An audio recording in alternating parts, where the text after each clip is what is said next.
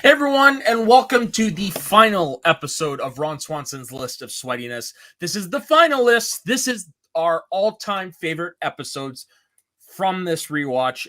I am your friendly neighborhood soda, and as always, I am joined by Ben, Johnny Karate, Macklin. How are you doing? I'm doing well. I'm going to make that intro. I like how it came out.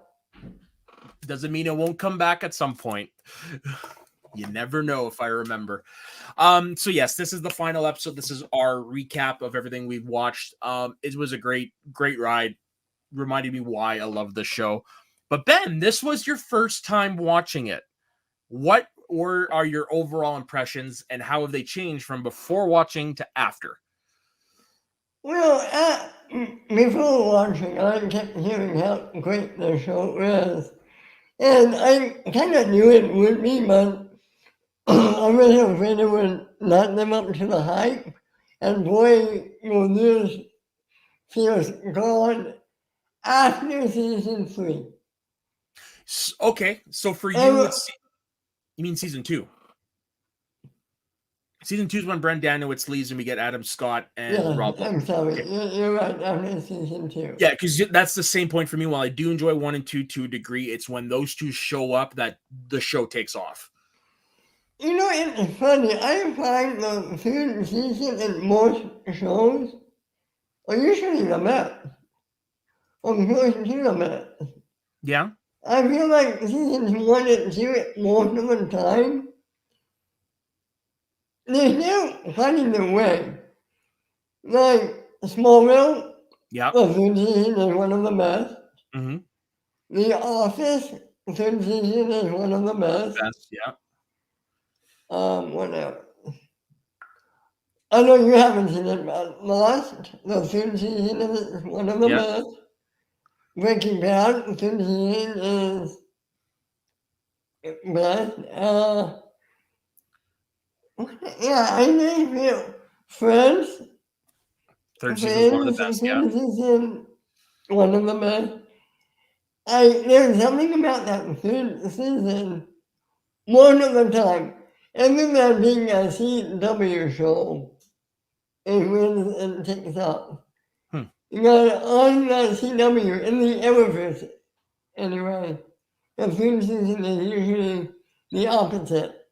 Usually the worst. Well, close to the worst. I'm one of the rarities where I liked season 3 of Arrow. That's the Raj Al Ghul season. I actually liked it. Really? Yeah. Okay. That's cool. There's always one. Yeah, there's always one. Yeah, and like as for me, like this was already one of my favorite shows going into this, and it was just great to rewatch. It's like comfort food. You know what you're getting, but it's still good no matter what. And you can watch any episode at any time. Oh, totally. I went on iTunes and I downloaded like certain episodes just so I could watch them whenever I want. Yeah. So, I mean, yes. Yeah, go ahead. No, after you. No, I actually didn't have anything. I was just going to segue into the next thing. But if you have a thought, go ahead and finish it. That is a segue. Well, yeah, okay. I'm not really. That segue failed. But anyways, let's just hop right into the to our top 5 list. We'll also be discussing like who our favorite characters are and who knows what else. We'll see where the road takes us. So, Ben, for the final time, what is your number 5 for Parks and Rec? So low on my list, but then it's a masterpiece. That's my number 5 as well. You want to explain? Well, I mean, we've already talked about these episodes per se, but I mean, like, okay, this was the season 3 finale. This is where Ben and Leslie, while trying to keep their relationship secret, are kind of being less careful. They get caught by the guard, who ends up getting sent home and bribed, and which leaves Jerry to try to light the ceremonial reef, which ends up filling with light gasoline, and it blew up in Ron's face, and it gave us this immortal look. Well, okay. Can you bring that up again? Of course. What is with the mustache? It's like it's finding him with that one ear is sticking out. Hey, have you ever singed off your hair? No, never. Yeah, I have. It's pretty accurate. It was the first time using a barbecue by myself, and it was a propane one. And it wasn't igniting when I was pushing the thing. So dumbass me decided to light it with a lighter and just singed off all my arm hair. It stunk. Yeah. So, it's dude, statute of limitations are over. You can go ahead and laugh. But basically, my arm looked like Ron here. Yeah, like literally just went like that, and like hair just came right off.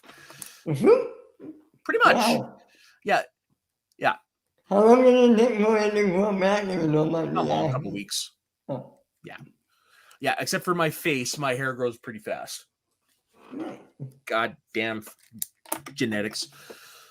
Yeah, my hair grows fast. Facial hair included. Yeah. Okay, so now what is your numero 4?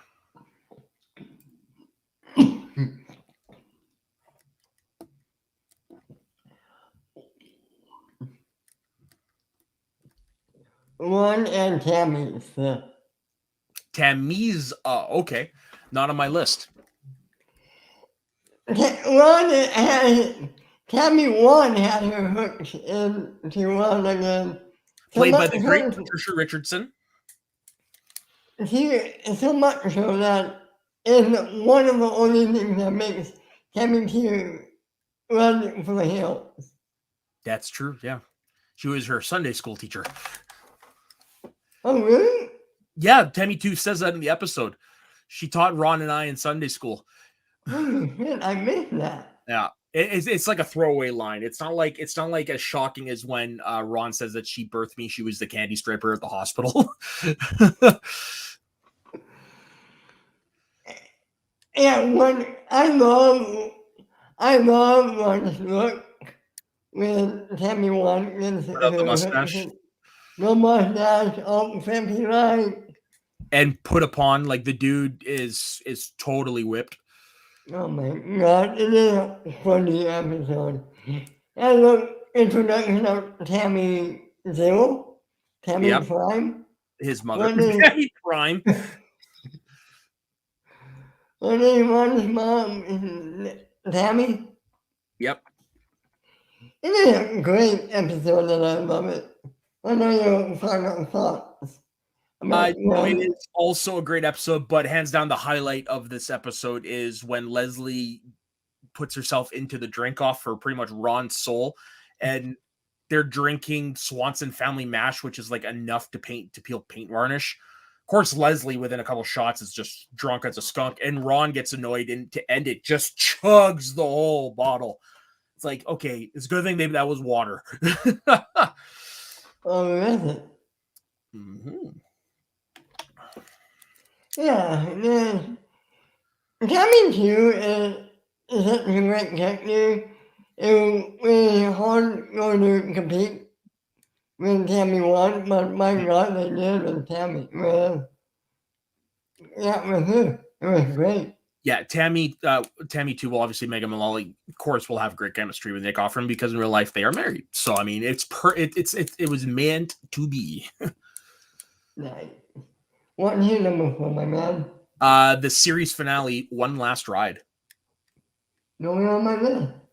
So yeah, this is the big series finale, and the way it's structured, the Parks and Rec crew decide to do one last Parks project on their own, but while they're doing it, they're also flash forwarding to where everybody ends up in their lives. So we do see what happens. So Tom tries to, take a chance at his business. It ends up backfiring. He ends up failing, but he ends up becoming a successful author because of all his failures.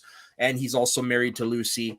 We see Craig, who marries Typhoon. Very, very cute couple. You see Ron. Did they show what does Ron end up doing in the future? Landing on him and Sean. Don't you remember? That's right. Yeah, that was his future. Wow. Yeah, no. I thought that wasn't like in the future, like they were doing the other things. I thought that was actually just part of the regular flow, but I am mistaken. You're right. That was when Ron offered Leslie the job. Leslie offered Ron the job of pretty much the park superintendent so he can work outside. He wants to see people and he'll be in nature all day, like the perfect job for Ron. Shows Donna in Seattle with Joe, where she ends up using their vacation money because she's wealthy to set up a nonprofit club for Joe because the district they're in cut mathematics, which is very nice to see. They end up getting April's help on that, which with her, it's revealed she's pregnant, and that's where her and Andy's future is, them with kids and all that stuff, and trying to deal with the idea of having kids. Leslie and Ben, it's left ambiguous, but one of them ends up becoming the president of the United States. Jerry lives up to 100 and dies on his 100th birthday, while his wife and daughter still look incredibly attractive. Okay, can I just say? Of course.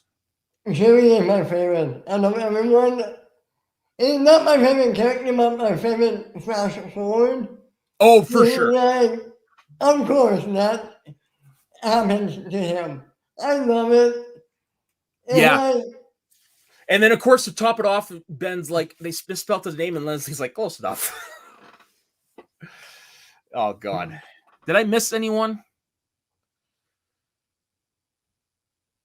Oh, well, it's in a flash forward, but we do see that not April, Ann and Chris want to move back to Pawnee, which is nice. I mean, like, they do appear in one of the flash forwards where it's announced Leslie's going to run for governor. Oh, we also see Leslie get a library of all things named after her, which you can tell she's really happy about.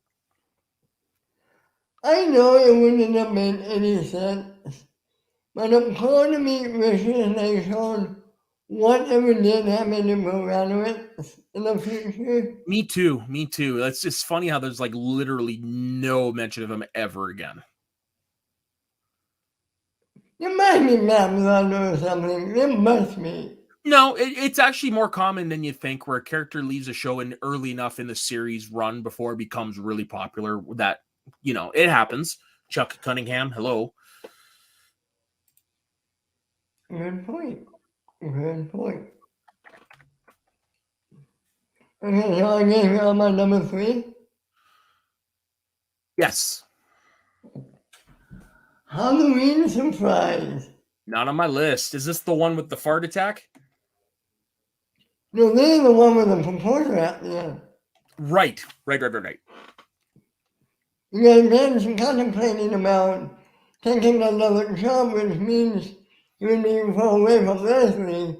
Mm-hmm. And then at the end of the episode, he surprises her by showing up at their new house that would have had to be sold, but he shows up there and ended up proposing to her in a very cute and vamp kind of way, and I just love this episode. The best moment of the proposals where Leslie stops and is like, wait a minute. I want to remember everything for exactly how it is. And I'm like, that is so Leslie. But if it wasn't Leslie, it would be so perfect. I have proposal, I tried this with a Michael and Holly proposal of The Office. They're like the same amount of cuteness for me. I'm going to give this one the edge because we spend more time with Ben and Leslie as a customer than we do with Michael and Holly. Like, don't get me wrong, I actually really do like the proposal because it is a stunning proposal. But I think for me, because we have more time invested with Ben and Leslie, it ekes it out. But when you look at the style of proposals, man, Michael really went all out. I love, never getting up into an office tangent, but I love when they were walking down the line and everyone was asking Holly, will you marry me? And you get Michael's commentary for each of them person. Yeah. Okay, now you got me wanting to watch The Office, and I actually might have the perfect guest for that. So, nice. Yeah. Well, here's number 3, my man. Ron and Diane. This is the one where Ron wins the woodworking award, and Leslie invites herself, and Diane gets threatened because she knows Ron in a way that Leslie knows Ron in a way that she never will. Meanwhile, Tammy 2 shows up, and I love the moment where she just opens her legs and like just flashes Ron, and that's it, end of speech. But truthfully, the best part of this episode is the lengths Leslie went to make sure Tammy 2 didn't ruin Ron and Diane's relationship, and also this is part of the continued evolution of where we see Ron opening up more, where he actually reveals something to Diane that not even Leslie knows and that very few people know, and that is he is Duke Silver, which I thought was a my favorite part of the episode. Yeah, that's a great moment because now you know, okay, Ron really does love her, and if he's going to tell her this, he wants to be with her. Absolutely, it was great. It was great.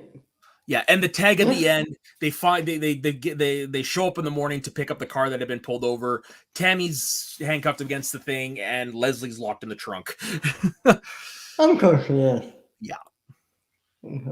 Okay, you're number 2. The Trial of Leslie Knope. Did not make my list.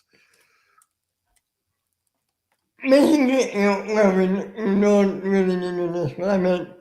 It's a trial of Leslie and Ben because they were caught and they must defend them. Yeah, because of what happened in Little Sebastian, pretty much. Right. And you really do see how much they love each other.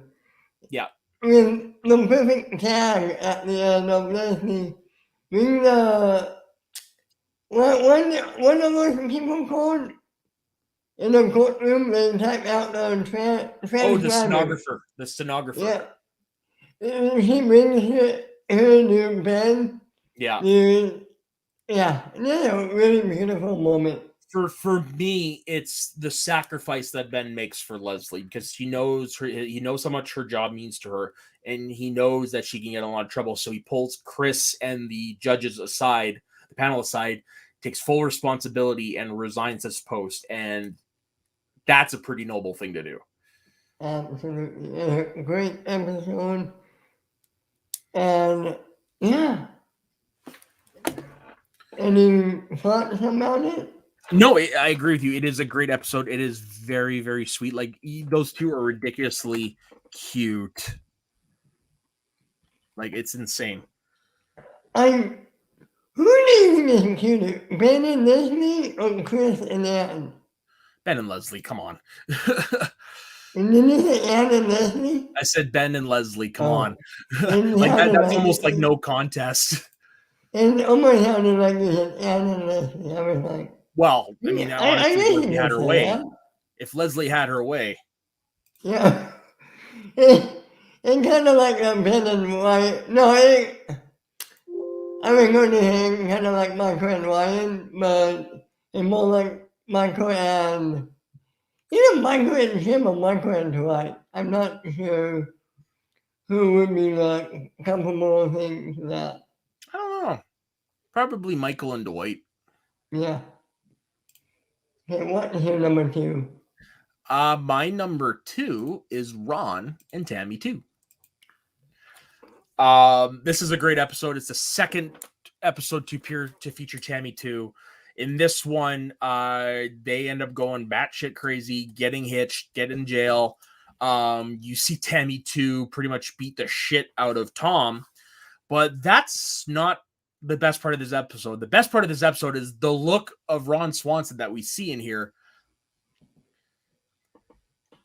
And you can't quite see it, but he's got a reverse Hitler. And as he describes, he wasn't shaved off, it rubbed off from friction. There's an image. Totally.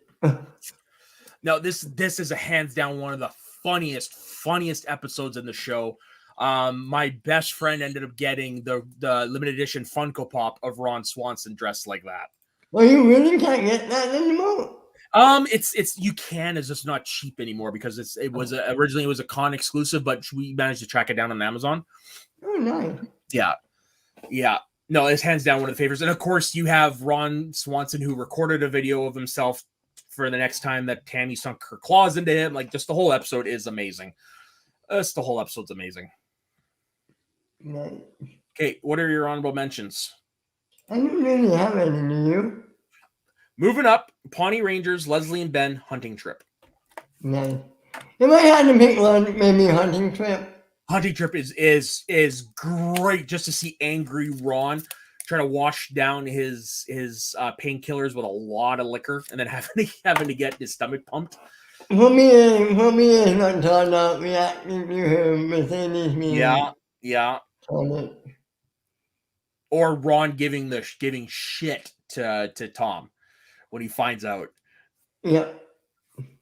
And of course, just another example of how committed Nick Offerman was. He legit shaved the back of his head to pretend that Ron had the back of his head shot with buckshot. Bully, bully. Within, I forget, within the episode where April and Annie spent some time together. Yes. Yeah. Yes, this is the episode. Yeah, there. Leslie charges April with trying to get a hold, getting through to some government office or whatever, and Andy's also there. And yeah, they spend a lot of time together. This is where Andy and the rollerblades tries to jump off the counter and fails miserably. And I think they were the antithesis of them getting together.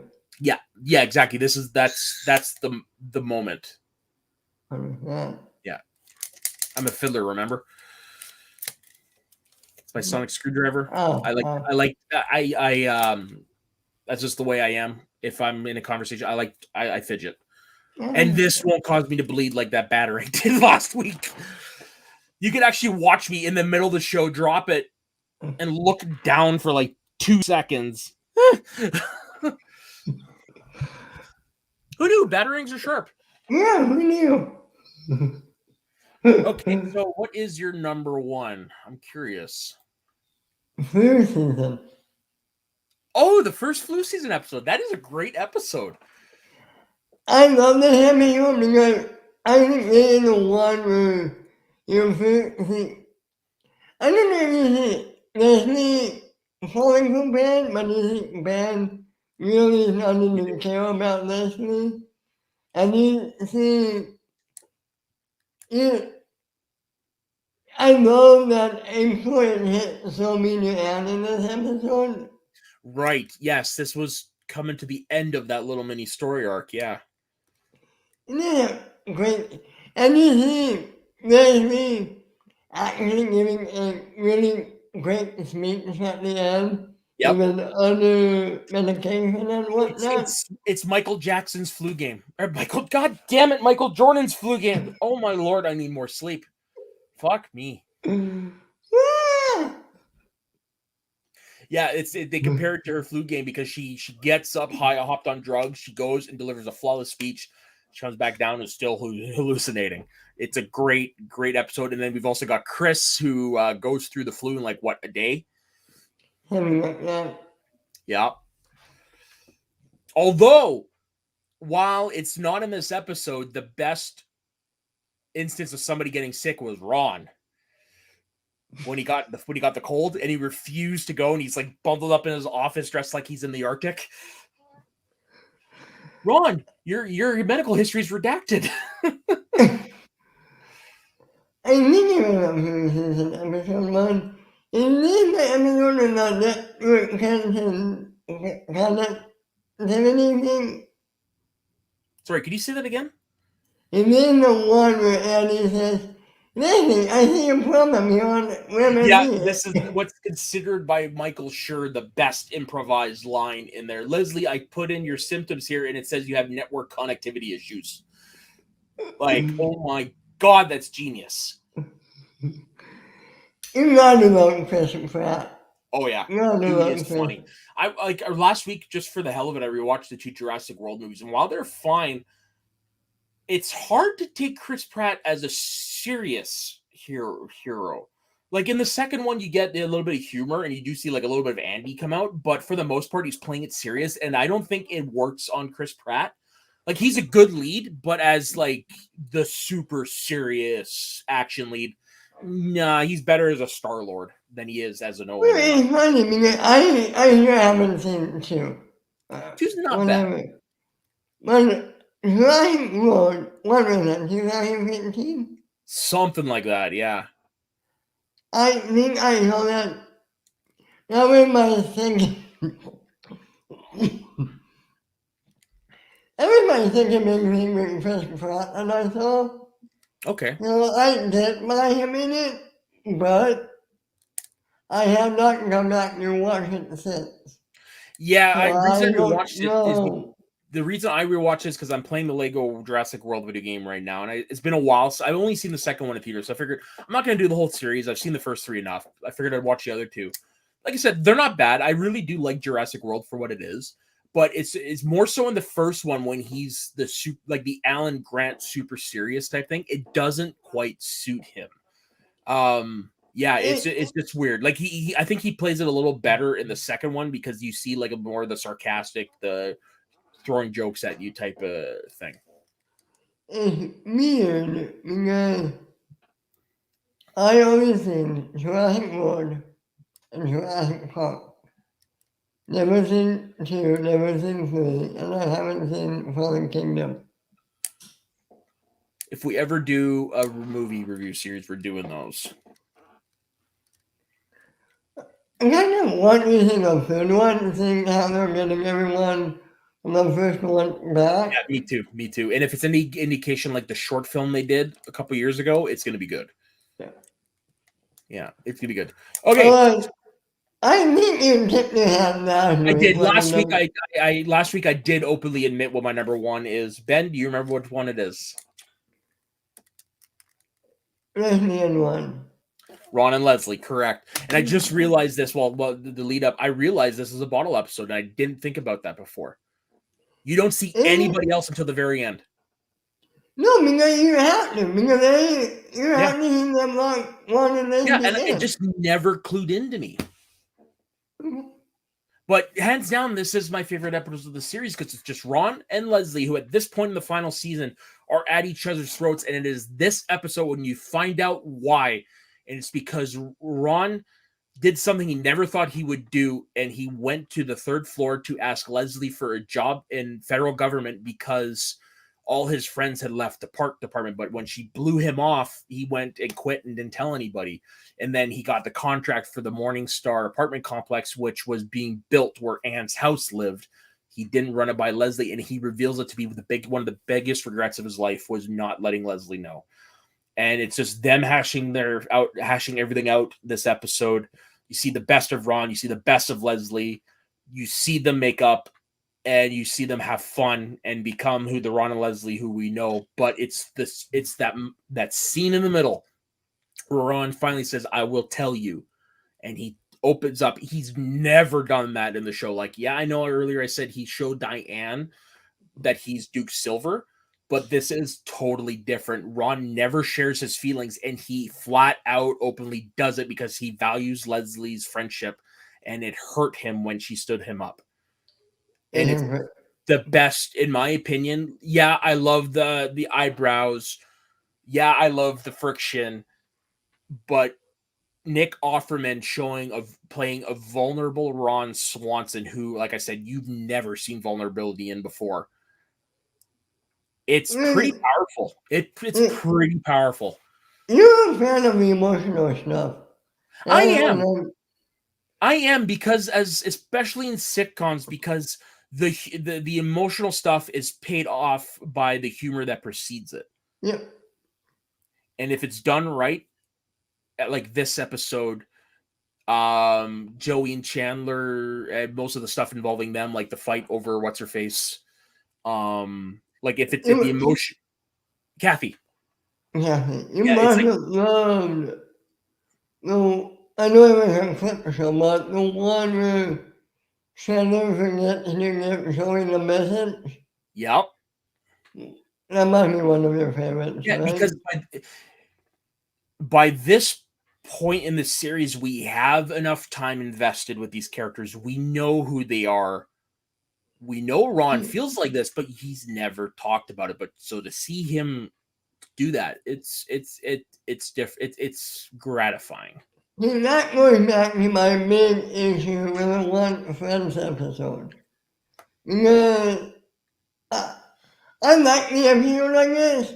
I didn't know if you feel like it was earned about that point. Yeah, I agree. The more I've thought about it since you told me that, if that episode had happened later in the series, it probably would feel better. Oh, absolutely. Absolutely.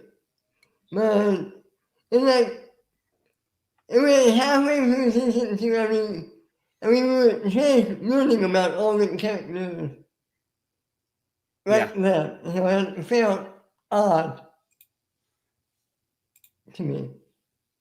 No, I agree. It was weird, but what can you do? So that's pretty much the end of our list. Now, if you have a list of your own, feel free to put them in the comments. We probably will read them.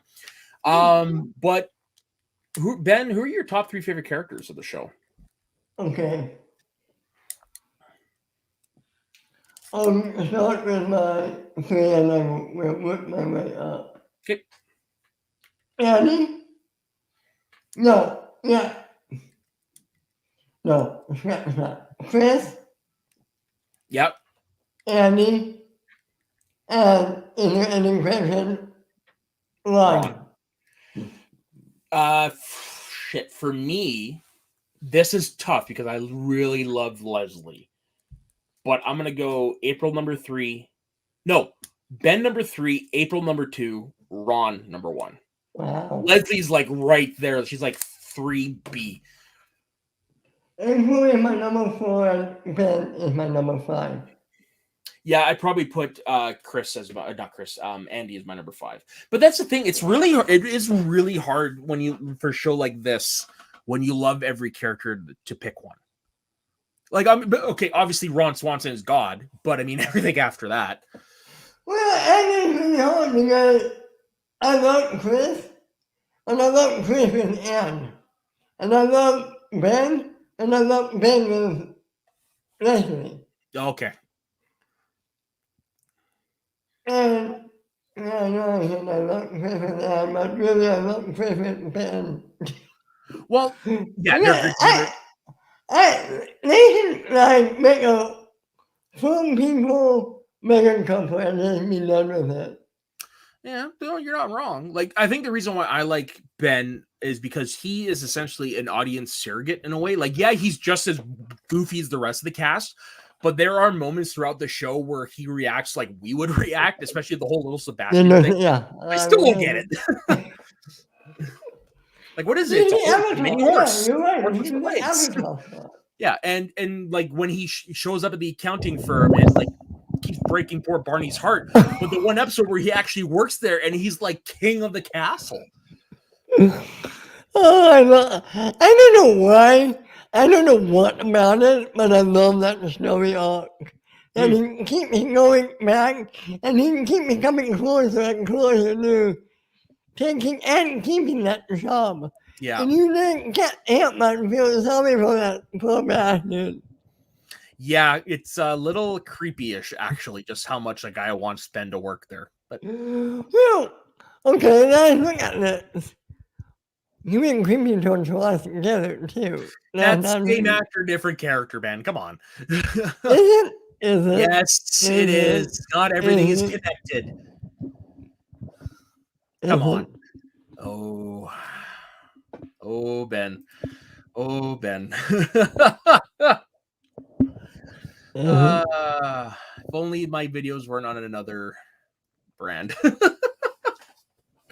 What do you mean? Okay. If this is probably the one I would have used.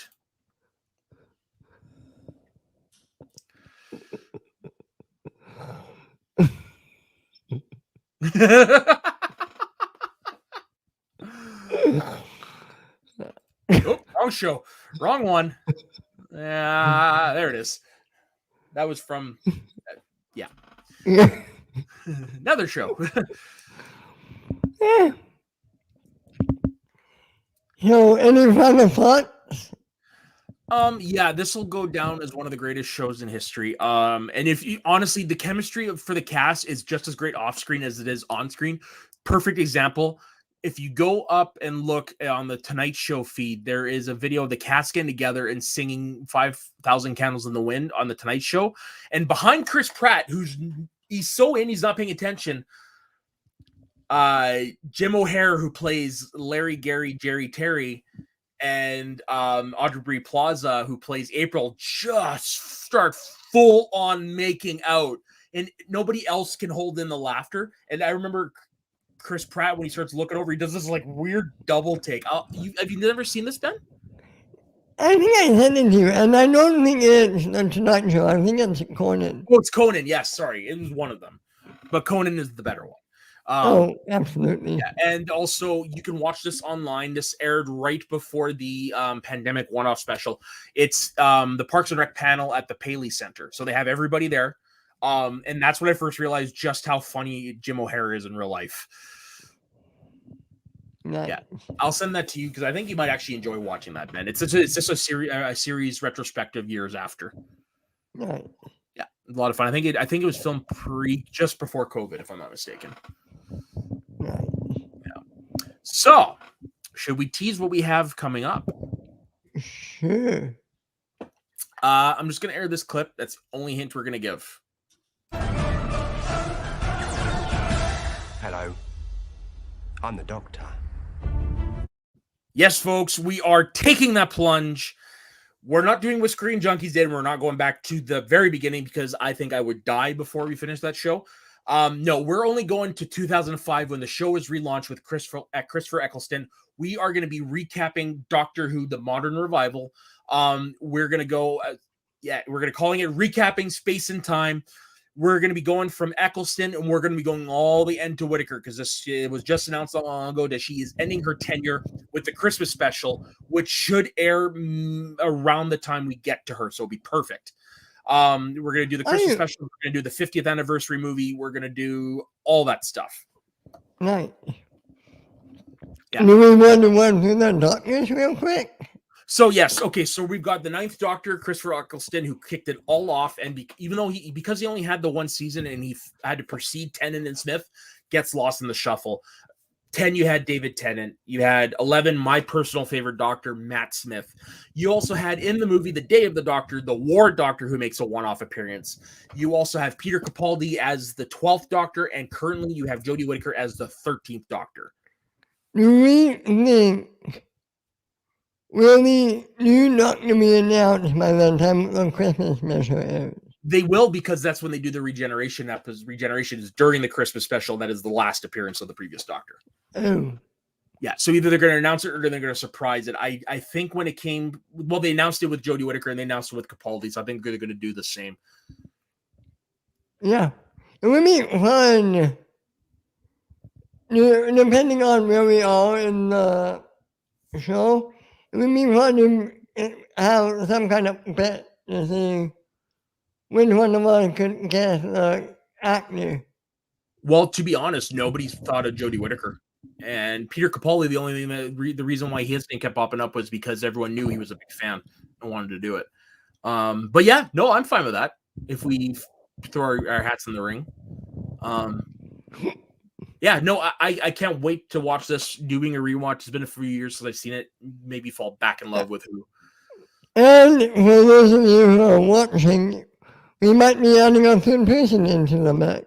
Yes, because Ben has only seen he's really only seen Matt Smith, and he's seen a couple episodes here and there. So we're gonna try to find somebody to come on who's seen it just like me, but actually has more knowledge of the show than me. Because mine's mostly based from what I've seen the shows. I do have compendiums and stuff, but it's a lot of reading.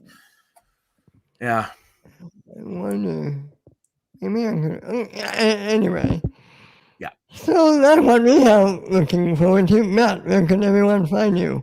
So you can find me in my personal Instagram and Twitter at soda_the_saxman. You can find me pretty much at every freaking show on this channel. All but Mount Schmodown.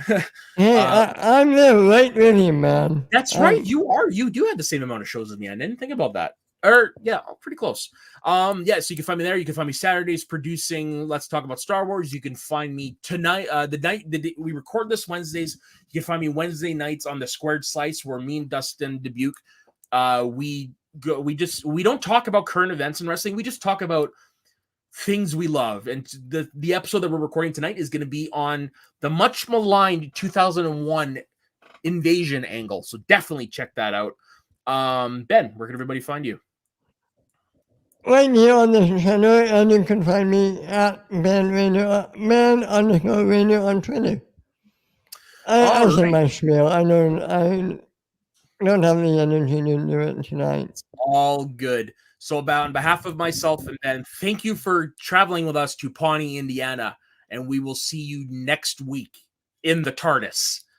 But before that, we got one little special gift for you as a sign off to Parks and Rec, if I can find it, wherever it is. There it is. So long, folks. Bye, bye.